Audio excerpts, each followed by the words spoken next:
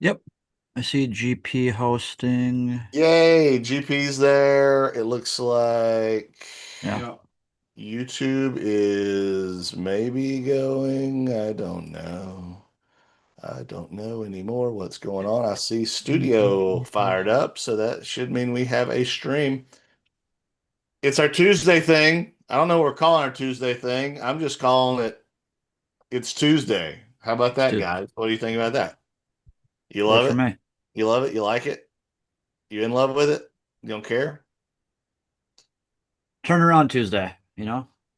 Turnaround Tuesday here with your boys. It's Mags, JFDI, GP. You guys can send out your links to your Twitters. I hear myself on somebody's That's me. I just turned something it or off. other. And why are we not live on the YouTube? Maybe right now. I don't know. We'll see. Yes, there we are. Hello. I see myself We'll on the see. internet. I can turn my microphone off. All right. Do all the tweets, the twats. Did you guys tweet yourselves? Yep. Yep. Turn my microphone off. 15 minutes late, but hey, we're here and that's what matters most. I was running some errands with a neighbor. So that was nice. And we've got all this new fancy streaming gear that we got going on. So it took you boys a little while to get ready. GP, I'm tagging IWM in this post, and before I told you, like, wait a minute, we're not live, you were getting ready to complain about the IWM. Was I? I thought you were. He's like, every day it's something different with this piece of shit. Well, Blah I blah blah. mean, the market is driven like we honestly just need a flush, right? Like we're struggling to we're struggling to move higher and there's just not enough liquidity to move higher. No one's buying this market ultimately, and a flush would be a welcomed moment, and it's flow. And so like if you're watching the IWM or if you're watching anything else, flow's driving a lot of what's going on right now because there just isn't much volume. There's no organic buying. Um, right? Like HIMS is down a lot today. There was a Uh, report out on hymns, wasn't there? Something about some some non some something some something. recirculating of the same news over and over and over again. The reality is they bought puts yesterday and now they're releasing the news or whatever it is. It's flow related. I'm just tired of it. It's not it's my positions are doing well, ultimately, except for Rocket Labs today. But they did a smart thing for the business, which is launch an offering. So if the market's paying all this and they're willing to give you cash to make sure your business survives any potential downturns in the future at the current value, you got to take that's good business management. So nothing Yeah, wrong with yeah. that, but it hurts.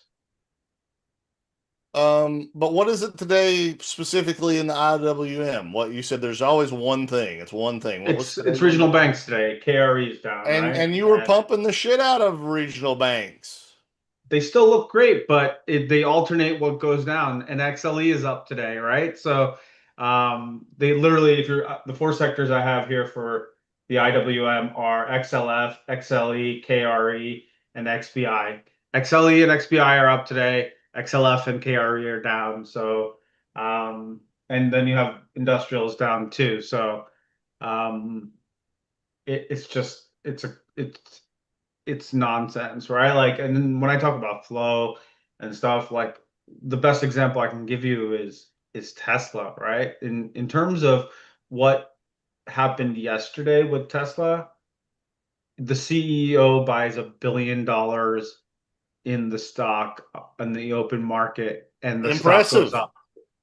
The stock goes up 3.5%, right? Like we stop rate cuts in April and the stock goes up 23%, right? So sorry, not rate cuts. We stop tariffs or pause tariffs, the 90-day pause, we go up 23%. And so this is not your to me, this is not your prototypical Tesla move. And it just goes to the fact that no one's really buying stuff and they're waiting for the pullback. So flow comes in, like you could have seen it yesterday as as it was hitting 2 p.m., the flow literally just went bananas to buying puts and selling calls, and it literally just dropped immediately. It went from what 420 to 402 in a matter of couple minutes, right? You can say it's extended, you can say all this stuff, but if you've ever traded Tesla past the last two, even in the last 2 years, a 3.5% move on some news like that is not a lot, right? That's an expansion candle. That's 10, 15% on any normal given day. So I just kind of want the flush so we can get some healthier movements up. But I don't know what you got. What do you guys think? Yeah, I mean, looking at the Qs or like even the NQ, considering we've already essentially started to break out of this range that we've been in, for the last, let's just say since early June. Um, kind of had me leaning towards selling off post Fed. I'd like to see us kind of hold that 575, 580-ish kind of area, which kind of puts the Qs like right back into the 20-day. Or if it gets worse, again, just kind of looking at the 550s, I don't think would be out of the question. 560s. Everybody's going to be tweeting all the like, first move is the false move. The real move comes after this and after that. And then, like their bias is confirmed. And then all the quotes kind of go out the window. But I think the real kind of decision maker is going to come Thursday, Friday. Yes. So I kind of like I said last week, I mean, my kind of game plan coming into the week was really like just selling down some shit that like I didn't really have a whole lot. Like Rocket Labs was one I dumped just because I didn't have a whole lot of cushion there. Um, just kind of stuff like that. Like I wanted to sell down rather than, and actually kind of interestingly, like looking at the charts, like there was some stuff that was, weak this morning kind of pulling in, like, even HIMS, for instance, it's like, man, if we didn't have the Fed tomorrow, I there were some spots I thought you could have legged in and got a little aggressive today. I just don't think it was necessarily the play going into the Fed. Um, yeah, just kind of my opinion. I don't know. I don't everything that I'm kind of consuming, um, the everyone seems to think that the only thing that's going to derail this market is a black swan event. And so, at least from like kind of again like what I'm consuming, like the few shows that I watch and the pre-morning market shows and whatnot. So I don't know. The It has been a stock picker's market. I don't really foresee that changing for any reason. I think that yeah, I don't know. I don't want to say it's going to be a non-event or it's going to be a huge event. I just don't really see us like gapping. Maybe too pretty. I don't know, but I don't know, but based on just I like, think oh, go ahead. no, I can see the one of those kind of outlier days where the IWM actually outperforms the NQs, like they can sell down the NQs and have the RTY go up is a possibility as well, because they are not buying the most beneficial names in the markets going into potentially what's the most forecasted rate cut in a long time, right? And so they're not front running it, they're waiting for the news or whatever it is. And so you can see that maybe potentially, I don't know. And I think that's probably my cue. And that's what I was telling my crew is that I'm going to be, I'm going to be selling stuff by the end of the day, right? Because Sure. I don't have a read. and I don't have a good read here, right? And it can go either direction. I still like small caps, but I don't have a great read, and where I don't have cushion, I'm not taking any chances, right? So I think it's kind of the safe bet. Like it's tough because it's you again you look at, let's just say, the NQs. Like we've been in a range already for God the past 3 4 months. So it's like, do I think we're gonna roll over and even head back to the 200-day? No, I don't think so. I'm not in that camp. Um, I also didn't necessarily think that we were going to be pushing into the Fed announcement either. I thought we were going to kind of continue to chop sideways. So on the well, we have individual, been, right? A lot of names have been chopping sideways, really. yeah, absolutely. Um, And so, like, if you're looking at the broadening wedge in the Qs, similar to the broadening wedge in the Qs in 2020, we still got room to the upside, Oh yeah, right? So, yeah. and that upside gets to, so what did it do in 2020 is the question too. Once it hit that broadening wedge, it kind of went sideways for 3 weeks tight and then took off again, right? And so that broadening wedge is right around 605 or so this week. No, 600. So that is psychological number as well. It kind of makes sense that we can get to 600 and then have some turbulence. Is there Um, anything you're looking like on the top of your list, like the top of your radar that you're not currently in that you're looking to add on weakness or get into on weakness or um, Potentially AMD. I've been eyeing AMD because it did something very similar it in looks good. 2023, sorry, where it kind of had this big move off the bottom and then flagged for months on end. It looks stronger this time that you may not get the months on end flag. And so it's currently in a bags. If you pull up Yep, pull it up. AMD, yeah, it's potentially in a 3 week tight here, right? Yeah. So that's one I've been looking at because I we talked about AMD a lot, right? And AMD was my three tranches ad, and when it got to about 184, I trimmed out about, I would say, 25% or so. So I would like to add that back. And so that's what I'm looking to add in. Really liking the look of Lemonade.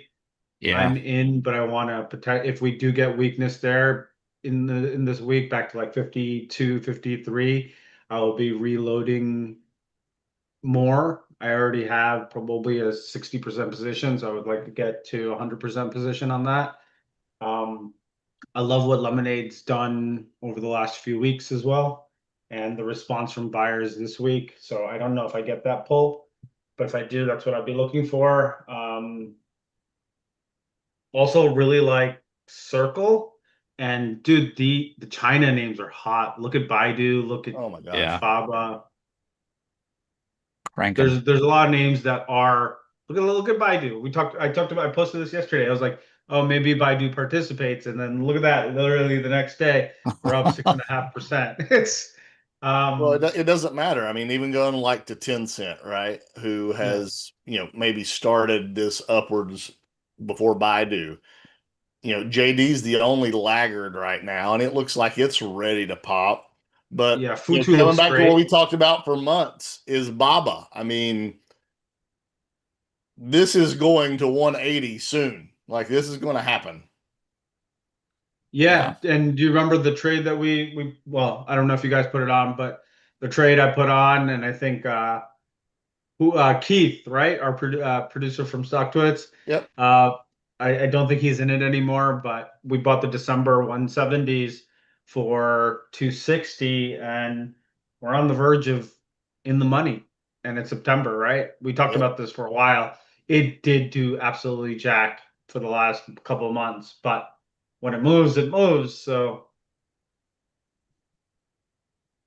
the China names, any pullback there would probably be another place to get long as well, Nick, if you're looking. That Yeah, that I was actually kind of looking at JD, that Jake W guy who's on like the Wednesday morning show on StockTwits, Yes.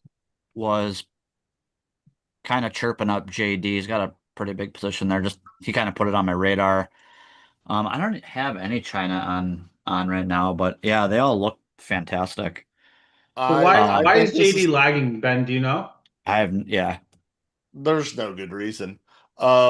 I think this is going to repeat the same thing that Baba has done though, right? And I put this 70 or 80% markup right here, which is right at $60.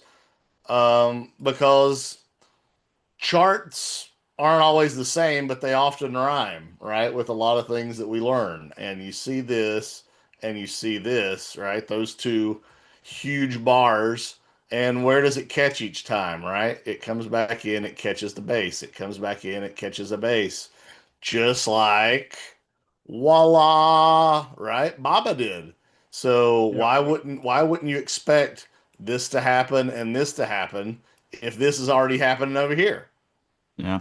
So I think you got a nice uh, if if you're looking at China, I would probably play Baba, Nick, but I think JD can be a nice laggard catch-up trade because it's roughly the same pattern.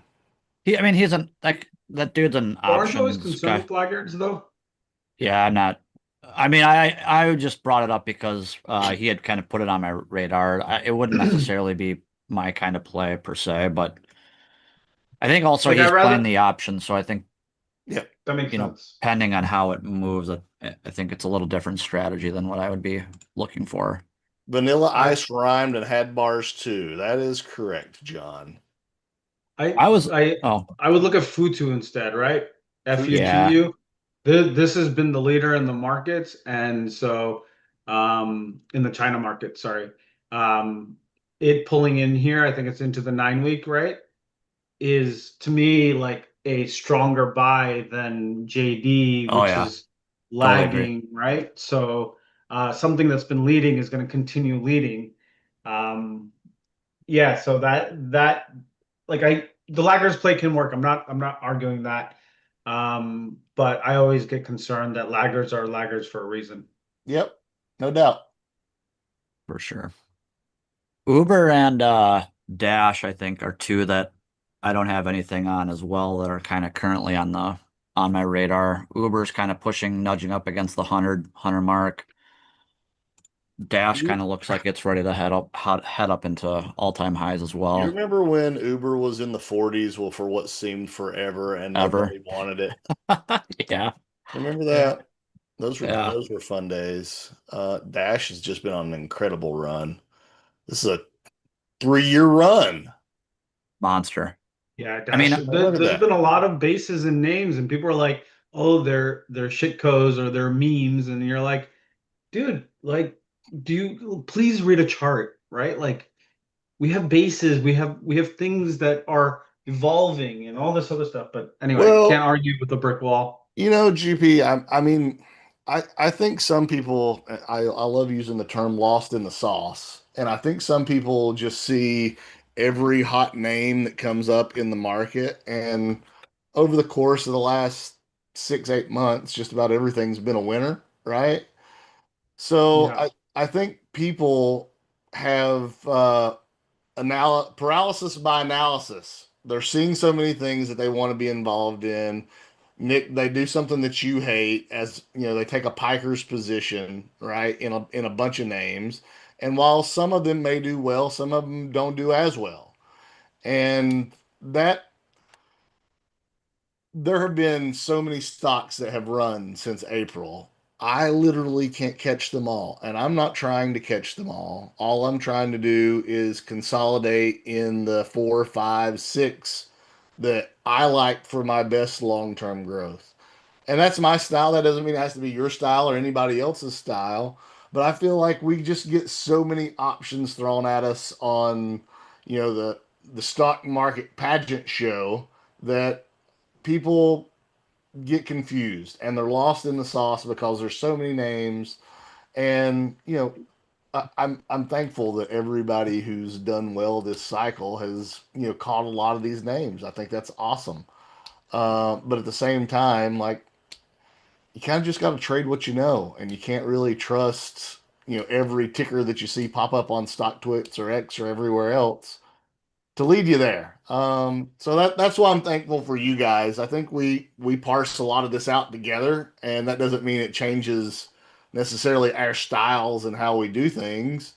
But it broadens our education and our mind, and it makes us better. And I think a lot of people have that problem, and they don't have the sounding board that you know I'm fortunate enough to have with you guys a lot of the time. Yeah, and there's a lot of the 2021 behavior that's obviously getting people irritated, which is Yeah. what's the next SoFi? What's the next Palantir? What's the next blah blah blah? And it's like 30x this, 30x, dude. Like you have to execute. Charts Yeah. can be charts, but if you don't execute on a fundamental basis, the charts will fail, right? And so do the charts, but pair it with some level of fundamental analysis. If you're buying, I don't know, I don't even know a name right now, but let's say you're buying Lucid for a 2021 darling, whatever. I don't even know. It doesn't matter. But like GoPro or Open, and like Open has been a beast, don't get me Yeah. wrong, but there's no fundamentals to this conversation here, right? Well, This is this is the all thing. hype. I think this is a great example of open, and this is not against any open shareholders who have bought anywhere down here on this chart. Congratulations, I applaud you, right? But when this was getting pumped, under $1 and then under $2, like there's not really a lot of anything behind it, right? The chart is repairing, and you got a winner, and that's great. I'm not saying that people didn't do research, and I'm not discrediting anyone's time or validation of being in open, but you see for every open that does this, you see what, 6, 8 different ones that didn't do this. That doesn't mean they didn't Yeah. give you gains, but they didn't do this.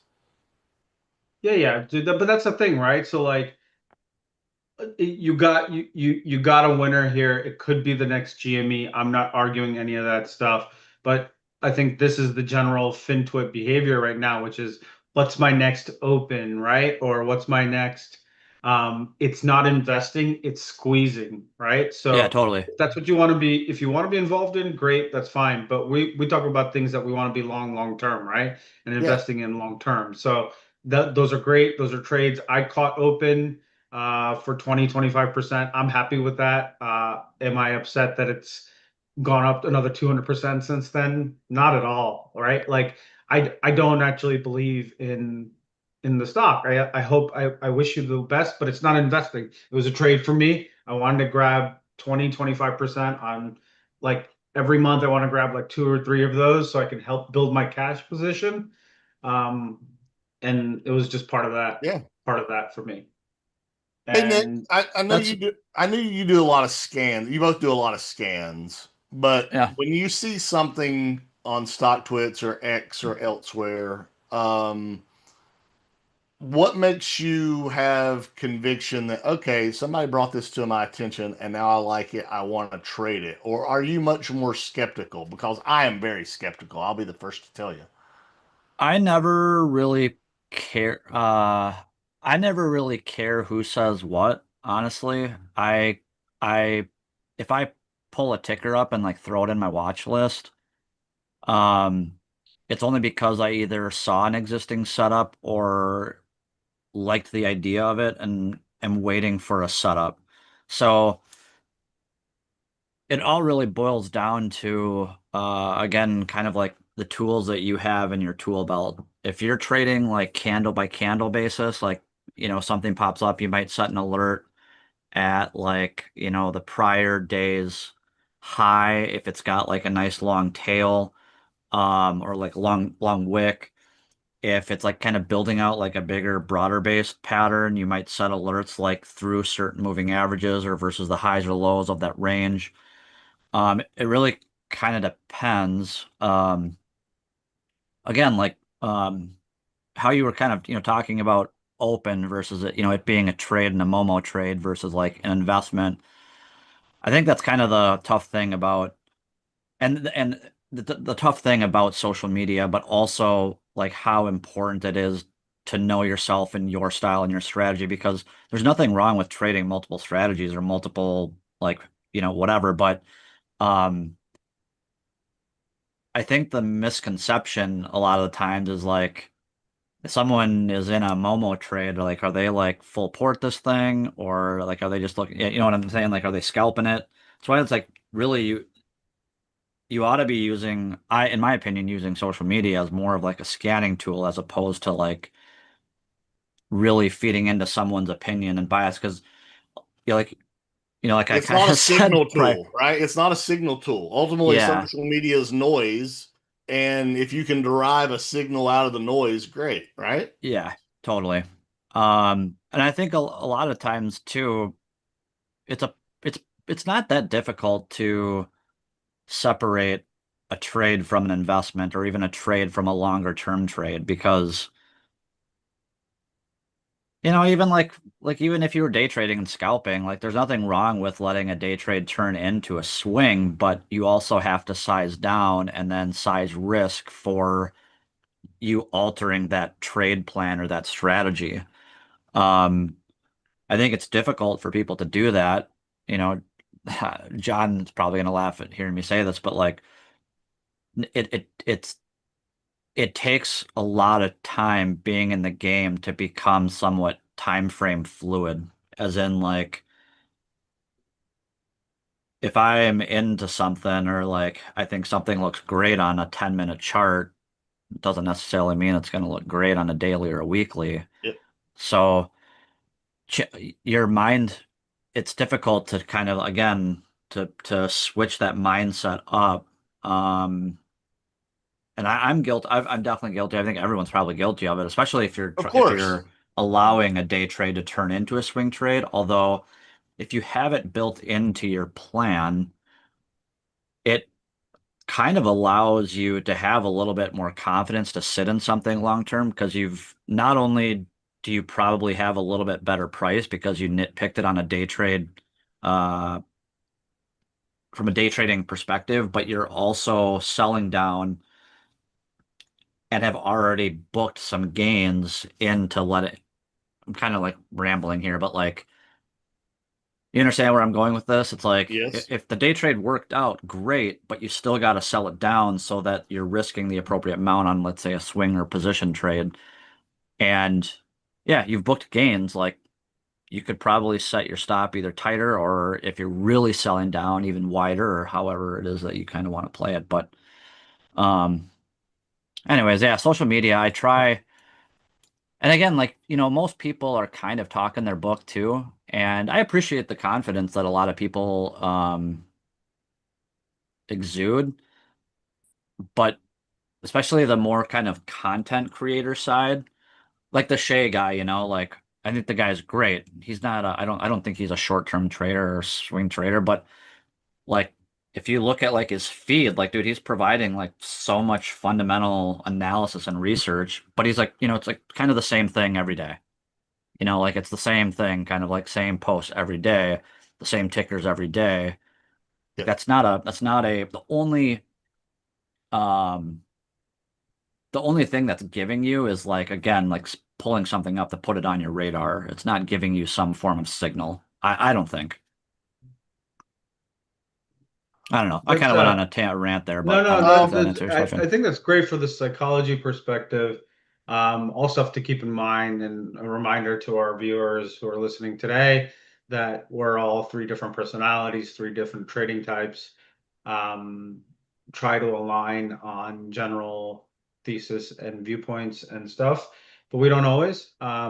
So it's nice to always have a good sounding board, a reminder that an echo chamber is not good for you, right? Ultimately, you want people to challenge you and all that other stuff. But we should talk about some stocks. yes. ENPH was mentioned in the chat. Yeah, I said we're all going to say FSLR, but somebody proved me wrong. Or not. Prove me right. I just EMPH is always the alpha in the ENPH and FSLR conversation. FSLR is just the beta. You know why? Because it's actually a fundamentally great company. ENPH is not. So it always has a lot more Momo and pushing around and stuff like that. So anything can trade ultimately, but if you want to invest, FSLR is always going to be my bet. Nick, anything about this chart you like? Um, Not particularly. I was actually going to say that NXT and FSLR are probably my faves, and then under that would go SEDG, um, and ENPH would probably be my last. I've seen a lot of people mentioning silver alongside with solar. Um, just kind of throwing that out there. I mean, on, Uh, on the daily for ENPH, you have recaptured the moving averages. And I think that's great. And you yeah. guys have watched our shows enough that I like to see candles and wicks. And this situation right here tells me that there is a battleground. You've got a lot of wicks up and down, and I think it probably needs to break higher to get bullish. If So you I if would you probably put a line about right here as my pivot. So I would say $44 or thereabouts would be where I would want to see that get above for me to have any type of conviction. if you stay on the weekly but zoom out a little bit, Yep. um, it's got actually a really pretty looking channel if you just connect the highs of both of those kind of sell-off legs and then copy it so the line is parallel and drag it down. I mean, yeah, you could even do that one and then same thing up above. Yeah, right there. There you go. I got it. I got it, I homie. mean, yeah, it looks fantastic. It's got five legs within that channel.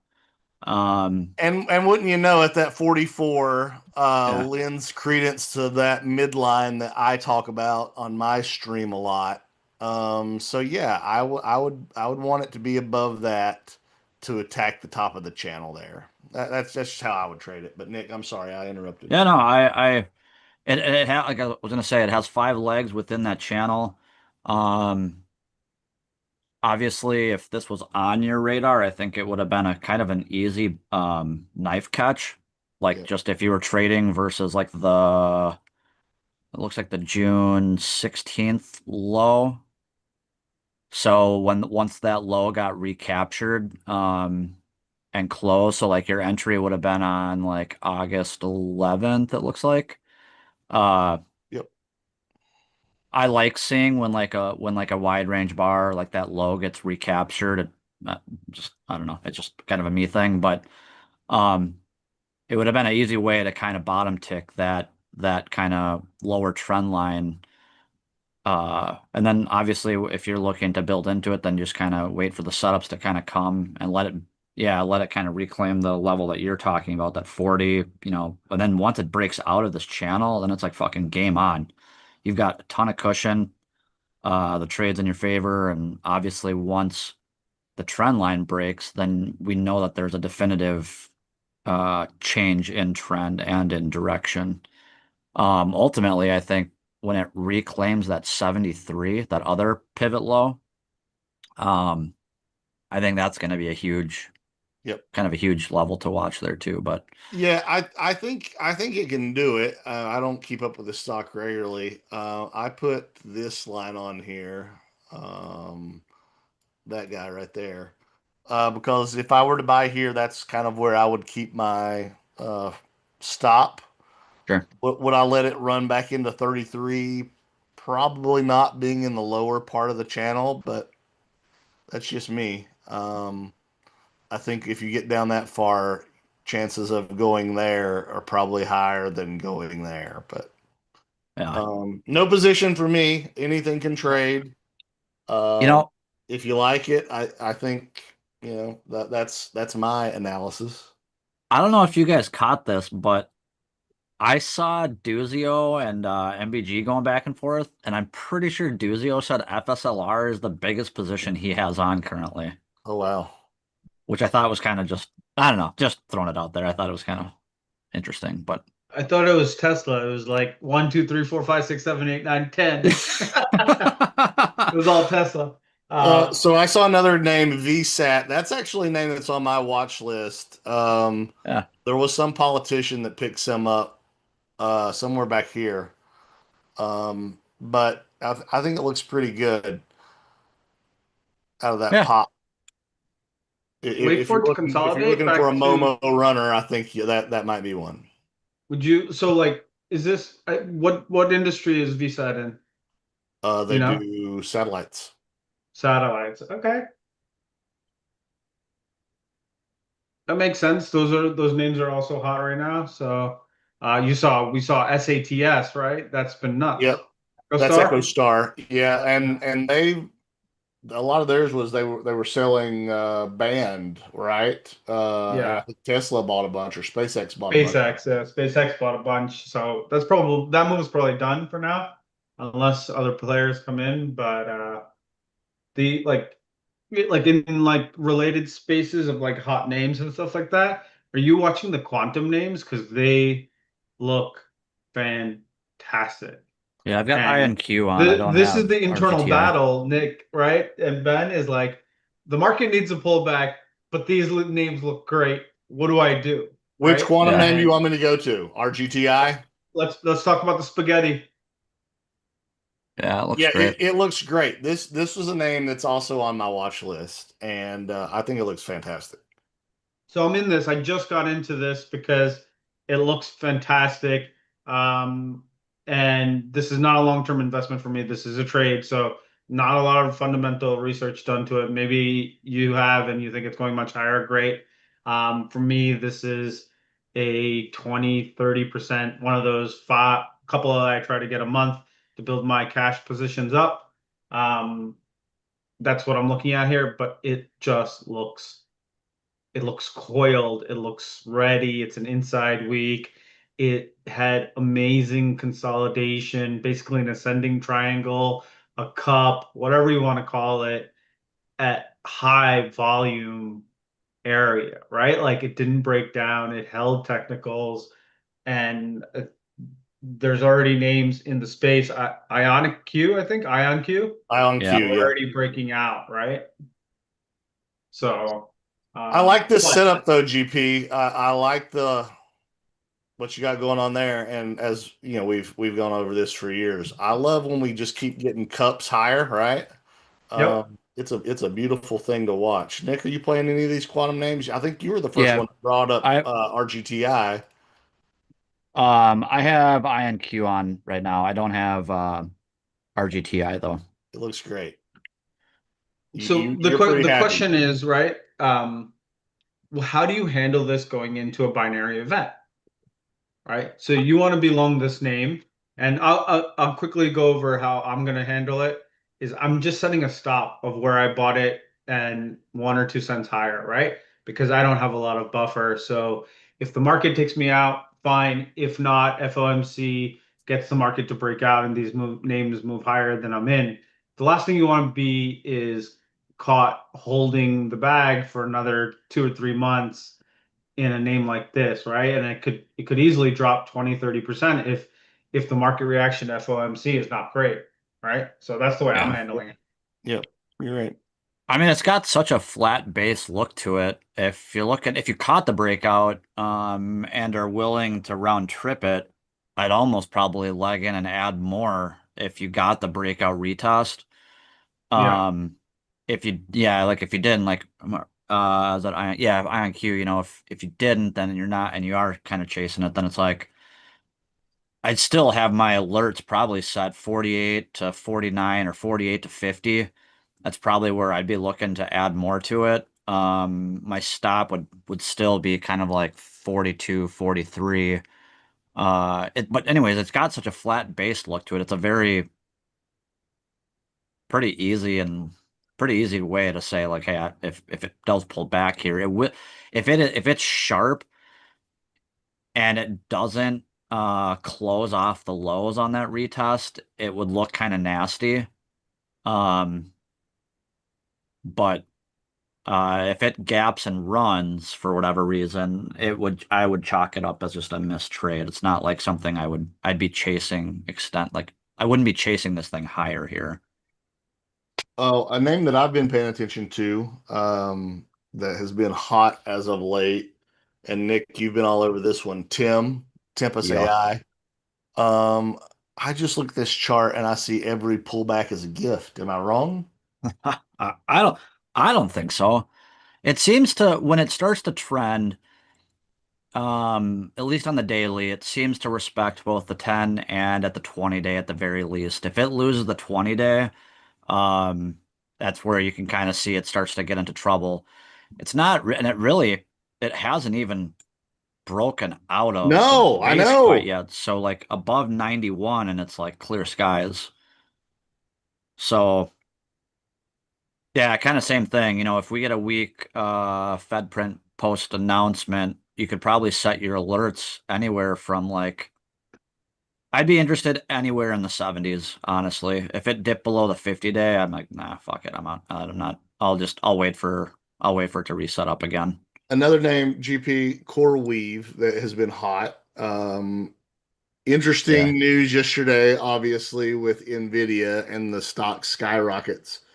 Well, I The shouldn't say circle jerk. it went up quite. What was that? 8% yesterday.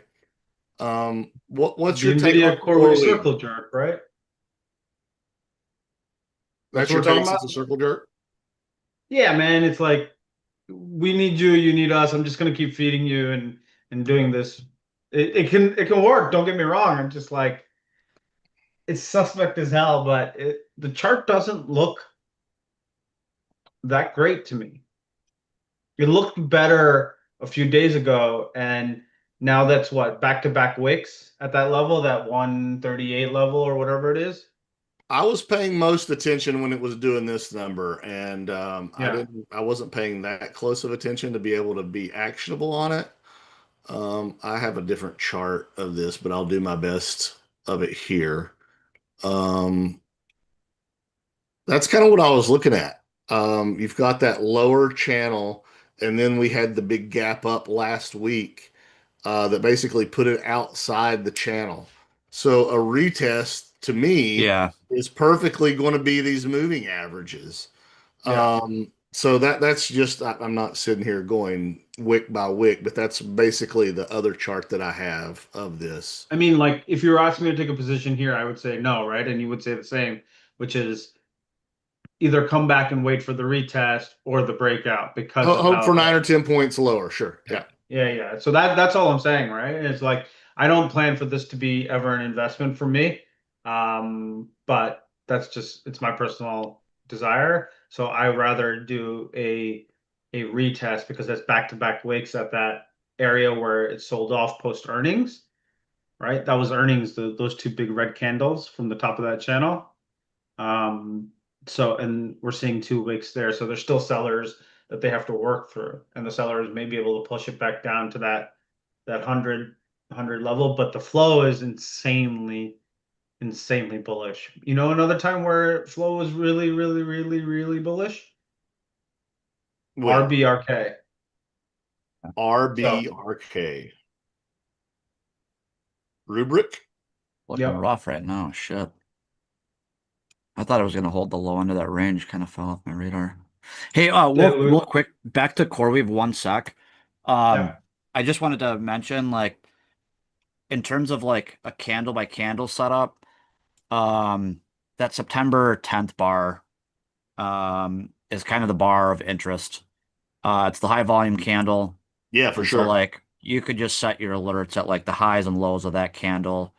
If again this was kind of on your radar, looking at like like the September 12th candle, you could see how they tried to spike price and it got eaten right back up. It just Yep. tells me that they didn't have the sellers to push it lower, just like today they didn't have the volume to push volume higher.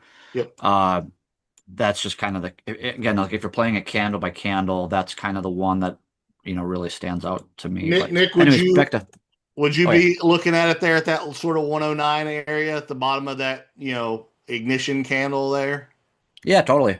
Yep. By the time, you've got the 20-day still kind of curling up. And, once you get those shorter term moving averages curled through the 50, it's kind of like, all right, everything's stacked and curled in the direction that you want it to be. Uh,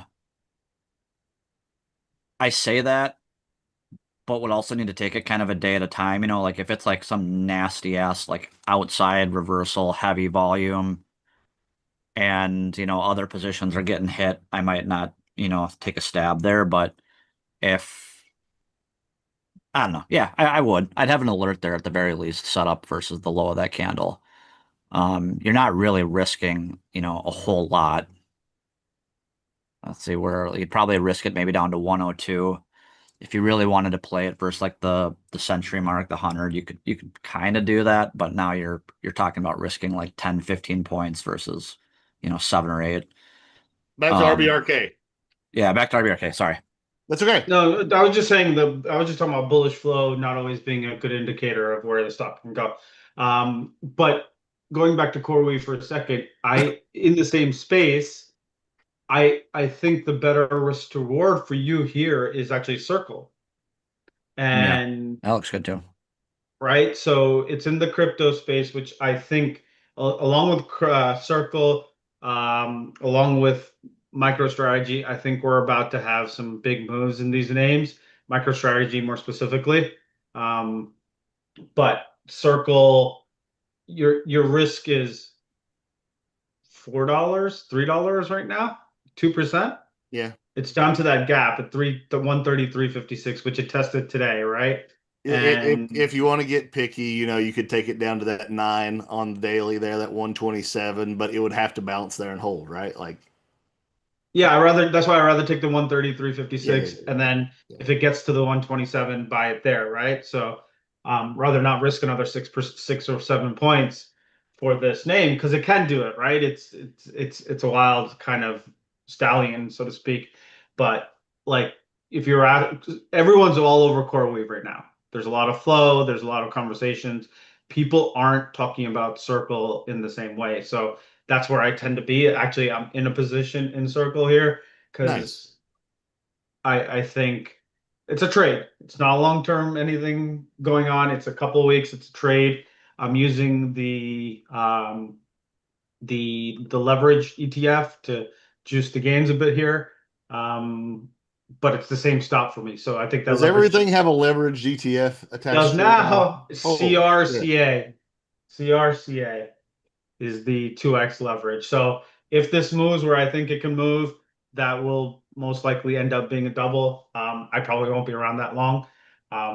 So the risk for me, because I'm leveraged, is a little bit more than the 2%. It's around 4.5, 5%. So I'm okay with that, but it's up to everyone else here. But I think the one name I really want to talk about is Tesla. Yeah. Yeah. I True or mean, false?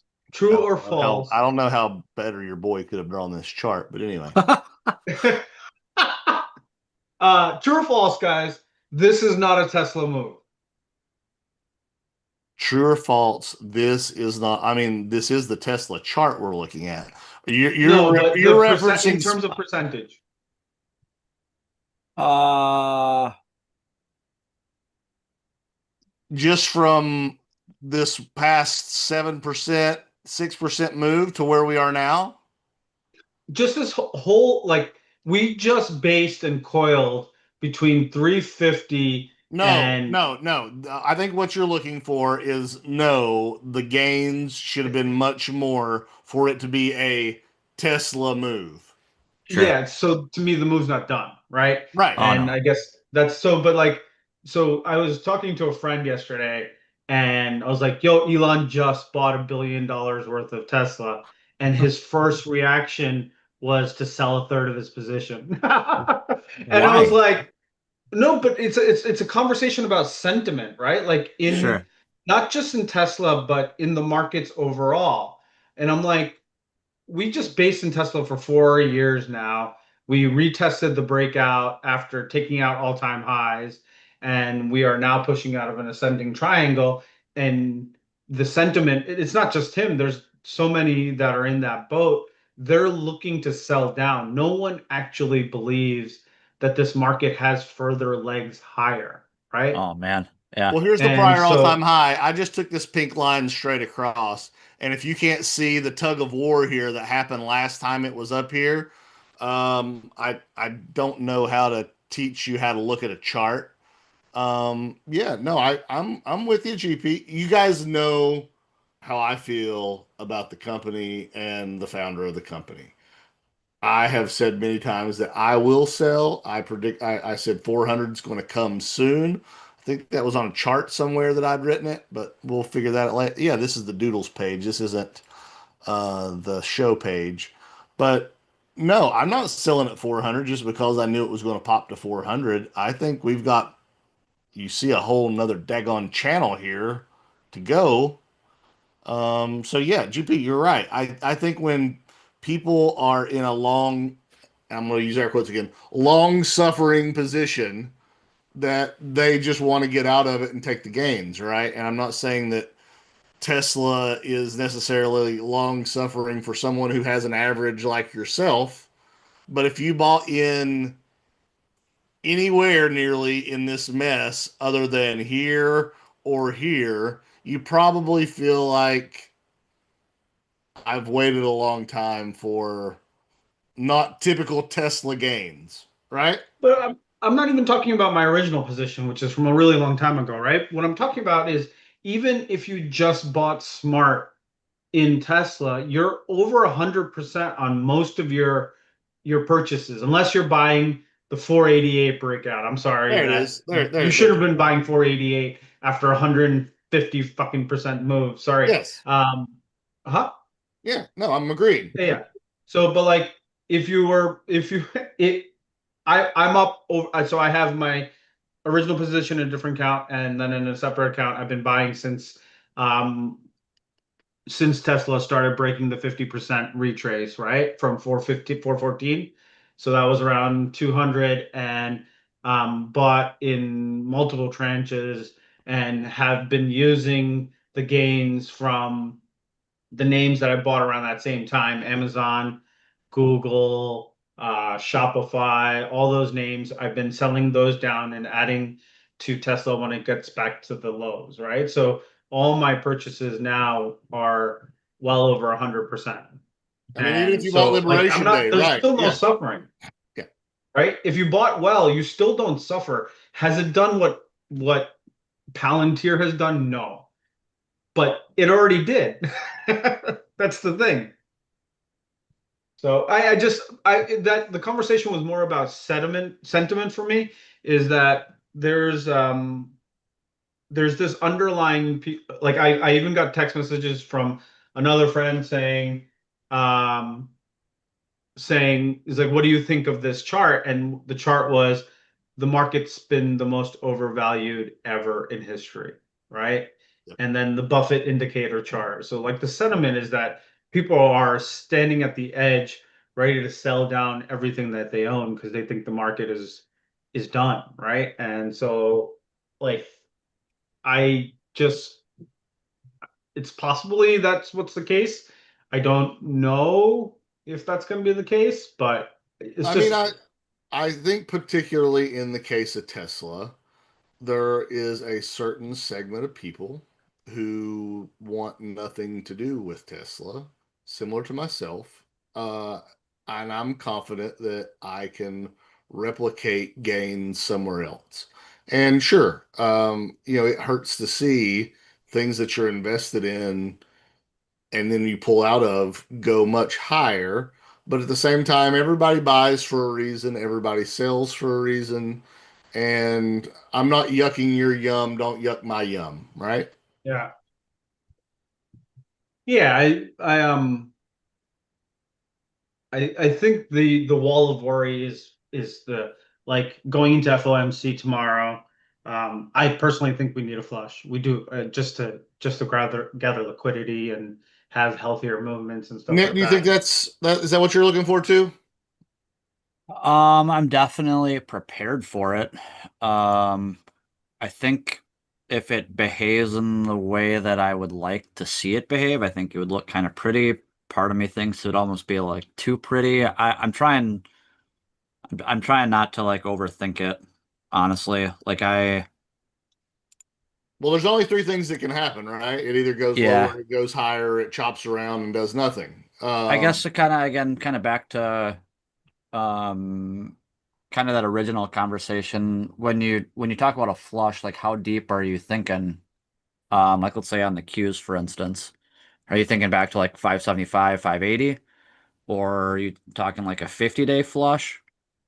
Um, because I wouldn't be surprised to see a 575, 580 retest. And all that would be is just a retest of like this most recent kind of breakout to me. Which I think would be pretty. Like I think it would set up a lot of opportunity. I don't particularly want to see. Actually, I wouldn't really care if we saw price just absolutely rip and run. I'm positioned for that. I just wouldn't be as sized up as I would, I guess, prefer to be. Um, but yeah, I think a flush or a spike low would look good. If I it mean, kind of if we drop below that 575. I would kind of shift gears into the camp that I think we're heading back towards like 550s, maybe even undercut that low. Just because if we drop back below within the previous range that we were in, the last several sessions would look like a breakout failure to me. So I would be looking for price to head back to the low end of the range at the very least. Obviously, with the in the back of my mind, kind of hoping or I shouldn't say hoping, but sort of hoping to yeah, for a higher low, like for price to find some support. But a breakout failure would look kind of gross. I put two numbers on the SPY and the Q's chart for a reason. Sure, 580, right? And 650. And we're basically 10 points higher than both of those. Um, I prepared for this week by selling some trades down and things that I had less conviction in long term to be able to consolidate if I get any opportunity this week. And similar to the exercise that I did in, the spring, I'm prepared to put money to work higher if I have to. I hope I don't have sure. to, but at the same time, I think whatever this is what I was getting ready to say, Nick, is I think everybody's expecting one or the other and not expecting the third option. I don't Which think is I've just chop. ever I don't think I've ever seen in my history of keeping up with the market and what interest rates do. I don't think I've ever seen a front running of there is definitely a cut happening. Like I don't think I've ever seen it to this extent with we're going from a doubtful to a cut to there's a 90% chance of a 25 basis point and there's even a large contingent out there that's saying it's going to be a 50-point cut. So It I should be think 50. I don't disagree with that, GP. We've both been on the Fed is late to the party and late to leave, right? The Fed is always late. So I don't disagree with any of that. I think what would upset the market the most, obviously, is if no cut happened, right? I think if it's a Yeah. quarter point cut, I think we're just going to sort of levitate because that's what's expected. I think if we get a half a point cut, you're going to see probably some volatility to turn around to be all of a sudden an immediate upside within a session or two, if not the very next day of all of a sudden every shitco it becomes shitco 2026 basically as opposed to shitco summer and shitco fall. Sure. Yeah. So to add to that, right? I was just having this conversation yesterday. Is I honestly think they need to get to a three-quarter basis point cut. They are data dependent, is what they've been telling us for a year. Guess what? Your fucking data has been wrong for a year. So you are so far behind in the conversation. You should be tracking the rate of inflation. That's where your Fed funds rate should be. It is nowhere close. They need to get it down there. They need to open up the businesses, all the stuff we can rant about. But the interesting part of that conversation was I was talking to someone I know, and they're like, what about the $1 trillion on the sidelines? The trillions of dollars on the sidelines. Does Something a like rate cut eight bring that trillion. Something up? I think it's something like 8 trillion. It's yeah, yeah. But so here was my thesis to him. I'm like, at a quarter point, no one changes shit, right? Everyone keeps status quo. No cuts, then definitely they'll keep it as is. But if the Fed goes and they go 50 basis points or even three-quarter basis points to do a catch up, the initial market reaction may be a sell-off. But Yes. what I will tell you is that that money, and this is my opinion, I don't have any facts or anything behind it, but that money that's sitting in money markets will then begin to flow into the markets because they go from earning, I think, 4.25 or 4.5% right now to 3%, and they are no longer beating inflation. And so maybe some more risk averse people keep it in treasuries or money market accounts, but a lot of people will start analyzing their risk to reward benefits of holding it cash versus the inflation rate, especially if inflation starts to creep back up, right? Yeah. I don't know if Because it's the Fed has exactly already eight, told you but they're it's going to run it hot, yeah. right? I don't know if it's 8 trillion, but it's multiple trillion dollars sitting I on saw the it sideline. yesterday or a couple of days. It was like 7.8 trillion, something like Yeah. that. Yeah. And roughly a third of that is estimated to be dead people. Really? Yep. So estates? Yep. People who Okay. just have left money in there and it's just never done anything. It's been there for years and years. Supposedly, that's what I read. But you can never be too careful what you read on the internet. Um, hey guys, we're over time. I mean, I'm happy to keep going. I don't know what you guys got going on, but if we need to wrap it up, we can wrap it up. I can give her like maybe 5 or 10 minutes, but then I need to go as well.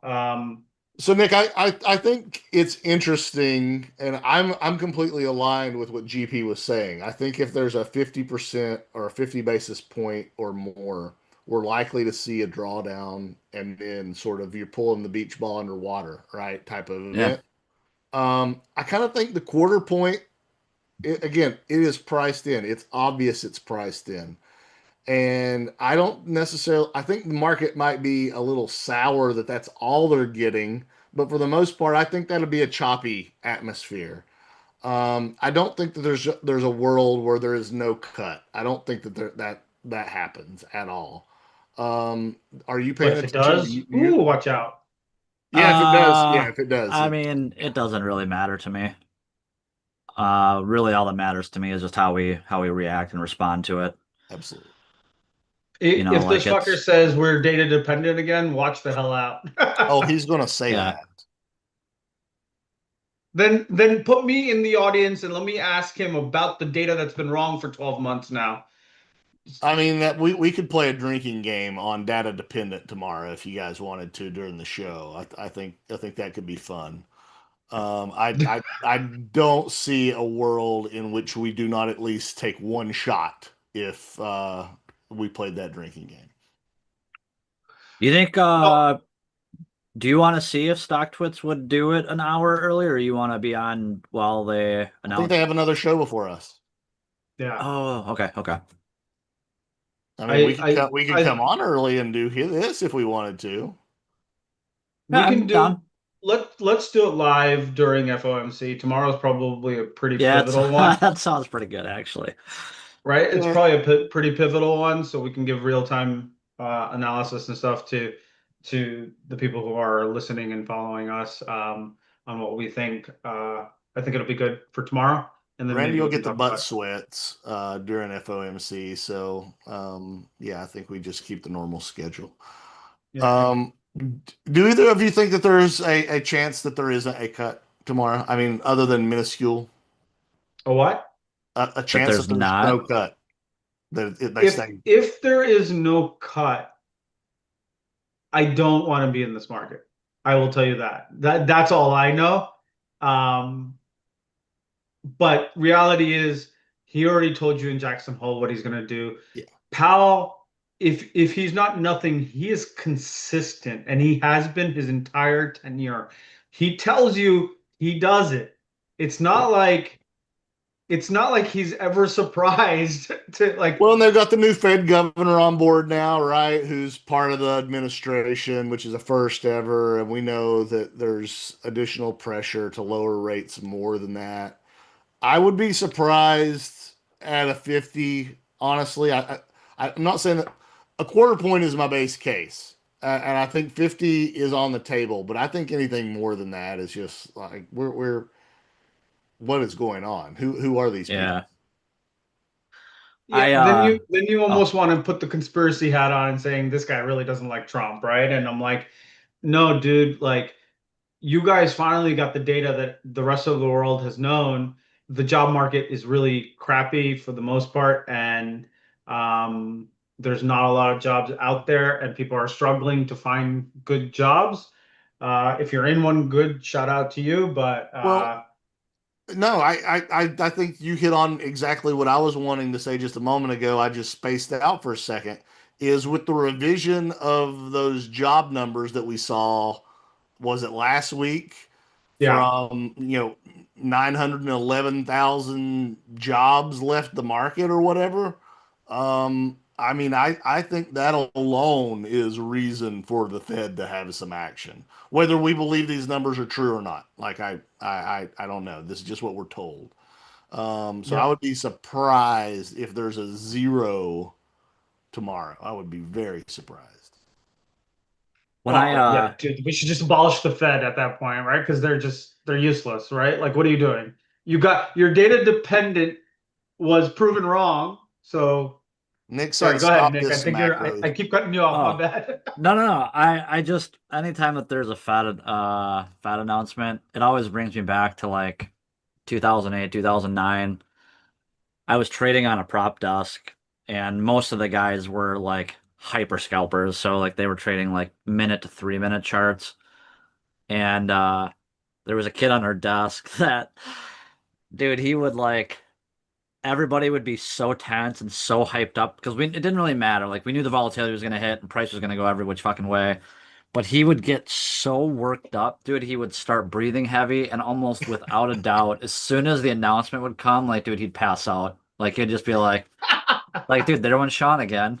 It was just, He should not be a trader. I don't think he He is trading anymore. Awesome guy, but it was, yeah, it just always brings me back. Okay, so the three of us kind of expect some type of volatility to happen tomorrow, as it often does on a rate change day, right? And I think we've all three said in different fashions that we are prepared to have a shopping list or to go shopping, right? Yep. Give me your top name that's on your list and why, Nick. I like both Dash and Uber. I like Tem and I like ARM. Those are probably like my favorite. I asked for his top one, and he's given us everything on the list. Well, those are just kind of like my bigger base setups. I think on the smaller space, I think you saw somebody. Oops, did I just lose you? Nope, we're here. Um, I think Pony looks really good. I think BBAI looks pretty good. RR's kind of pushing hard. Um, as far as like the kind of like smaller, cheaper names. Same thing with like the IonQ and Spaghetti. Uh, but honestly, I think Dash, Uber, and then Tem and Arm are probably my favorites at the moment. As far as like the names that I think are currently like set up that aren't already kind of trending or have broken out. All right. So at what point is this purely technical? You're looking at your Yeah. pivots on the chart of Yep. if this hits, I start buying. Yeah, so Dash kind of right there through the pivot high, like the 263, 265. If I saw it spike down to I don't think I have alerts set, but I'll probably have alerts set at like 151 and 150, or I'm sorry, 252, 251 as well. And then Uber, kind of similar, probably. I know I have an alert set. It's probably, no, it's not going off, but Let me just take a look at it. I'll probably set an alert for like 94, 95 as well. So you're looking like at a Um, 3 to 4% maybe pullback in Dash, and that'll be a buy spot for you. Then yeah, on Uber, kind of same thing. Kind of right back to like the pretty much like, 93 yeah, I mean, it's already kind of retesting the ish. yesterday's breakout, but yeah, I don't know. I like them both. And I don't then know kind how of same old this thing, chart Tem is, and but it's ARM I on. already have on, but I don't really know what to make a Tem yet. If we saw a spike through 91, I'd probably add to it. Um, I really I don't know if Tem is one that I want to add on weakness, just because like I had said earlier, I think if it breaks the 20 day, we'd probably be looking back down to like the 70s. So that's where I'd be looking in that kind of range between the 20 and the 50.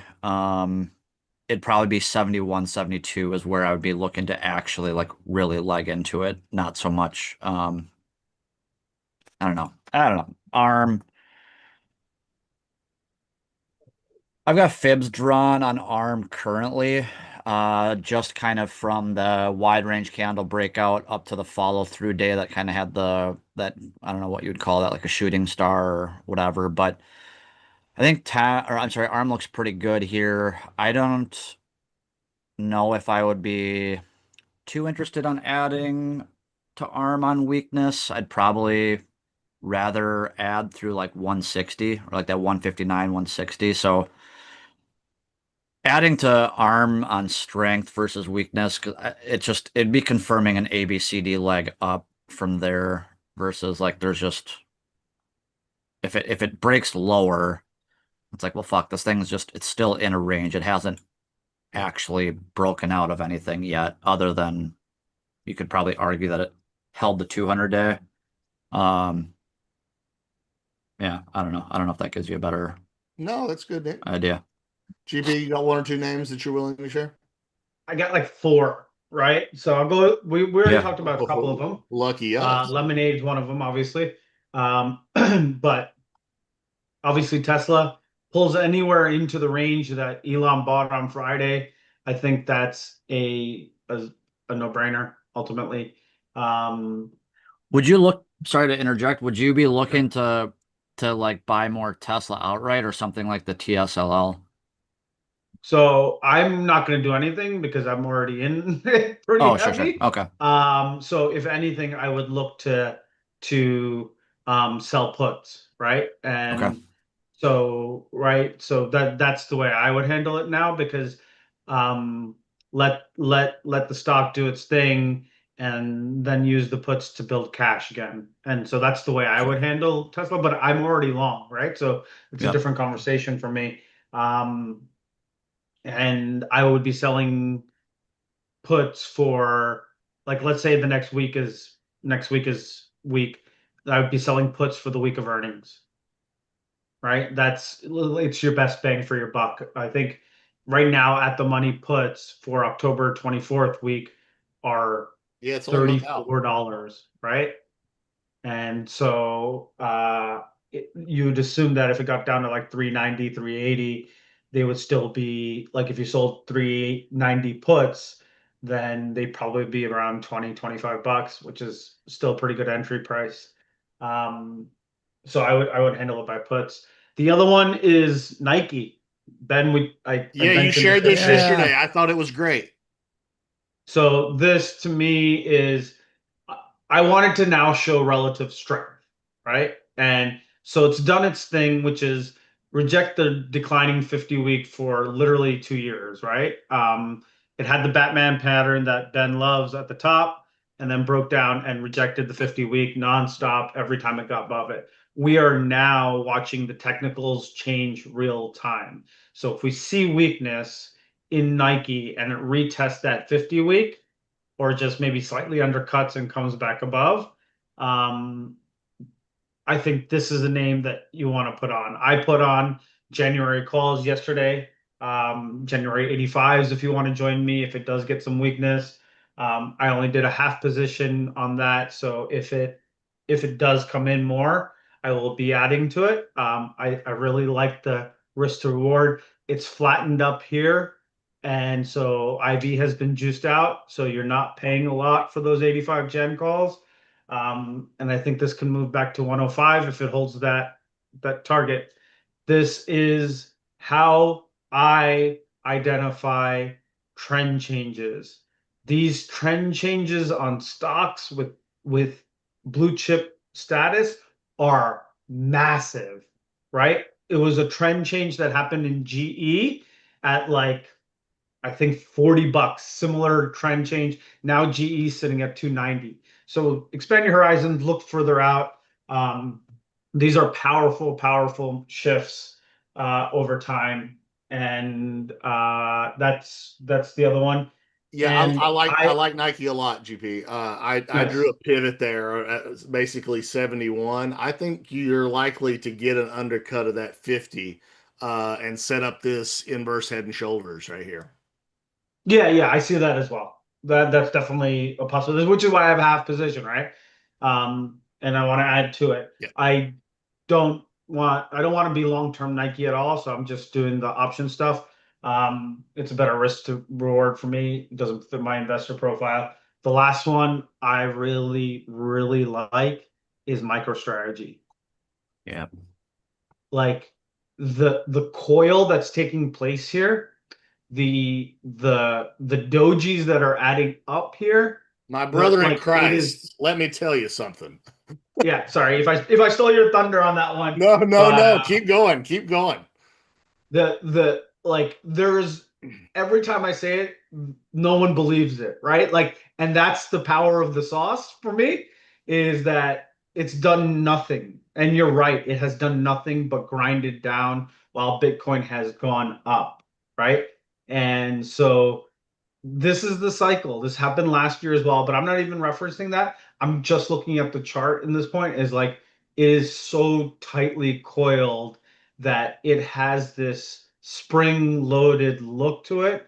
Can it fail? Sure, but I love the look, Just look at the right? fucking wicks. Just look at the Yep. wicks down there. I mean, again, anything can happen. And I have missed an entry on this sucker a couple times over the last couple weeks, but that's okay. I'm prepared. I will buy higher if I have to buy higher. But I told you guys right now I'm leveraged to the tits in crypto, and I don't just say that to talk my own book. Huh. Um, if you're paying attention to the crypto cycle, and I posted this the other day. Where are we in this cycle? We're not in full blown alt season yet, right? Alts are starting to run, but how terrible have they been? And then when alts finally run, where does money go back? It goes back to Bitcoin, and of course, MicroStrategy is going to, you know, just it's already a multiplier of what Bitcoin is. So if you don't want to put extra Bitcoin exposure on your books, like I currently don't want to do that, I'm going to play it through MicroStrategy, or I might even play it through the MSTX, which is the two-time leveraged MicroStrategy. Anyway, I couldn't be more with you on this, GP. You guys know I love a hated name. This gets a lot of flack, and I've hated on it myself. But just seeing the cycle of how it's playing out, especially when we are anticipated to be in a rate cut environment, even if we only get a quarter this time, we're still probably likely to get one, if not two more rate cuts before the end of this fiscal year. So I don't see how, unless this is the biggest rug pull of all rug pulls, that crypto and its proxies don't rocket moon Lambo. Yeah. So agreed. Absolutely agreed. There's one final note from me before we do FOMC tomorrow is if you're looking for a potential, and I just put in the chat as well, um, it's it's the one thing that can derail the markets, which is the trajectory of currencies can have impacts that we don't know about, right? And so the dollar getting wrecked here and breaking down from a pretty big pivot here, it's breaking the broadening wedge. It if this accelerates, it has the potential to cause mayhem in the markets. That's all I'm saying. I don't have a macro thesis on it, but when things accelerate in any direction that are considered stable currencies or market Yep. moving things, you just have to pay attention, Yep. right? So just keep that in mind that dollar is getting wrecked today, and that's before And it is FOMC. Batman as well. Yeah. Anyway, And yes, so like then MicroStrategy was my single name that I have an eye on. So I know I posted my trade plan, what was it, a week and a half ago or whatever it was, a couple Saturdays ago. That still abides. It's completely holding the 50 weekly moving average as it has respected it multiple times. I hope we get a pull in tomorrow or Thursday. I'd love it. I'll be there screaming, "Take my money!" yeah. Dude, and it's 3 weeks tight, Nick. The It Mister. Yeah, couldn't I it was waiting couldn't for one be of you guys to tighter. say It's that. literally like 331, 331, 331. Yeah. So, I looked at this. 3 candles in a row is kind of like the max that it hits this 50 before it goes. So this is the third candle.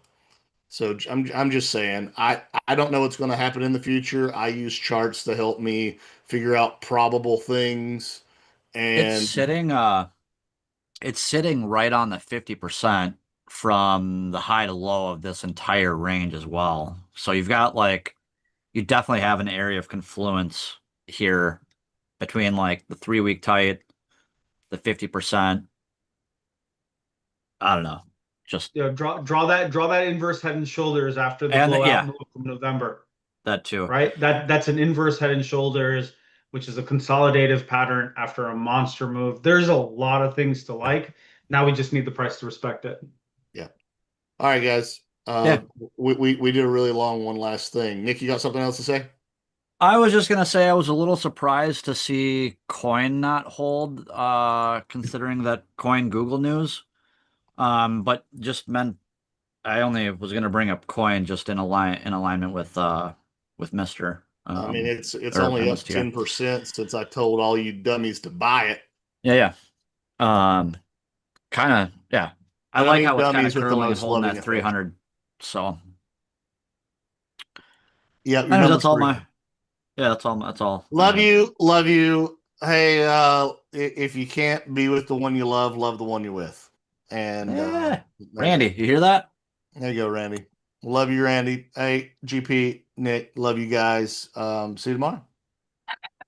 Sounds Thanks, good. tomorrow. Peace out as soon as I can figure out how to stop the stream.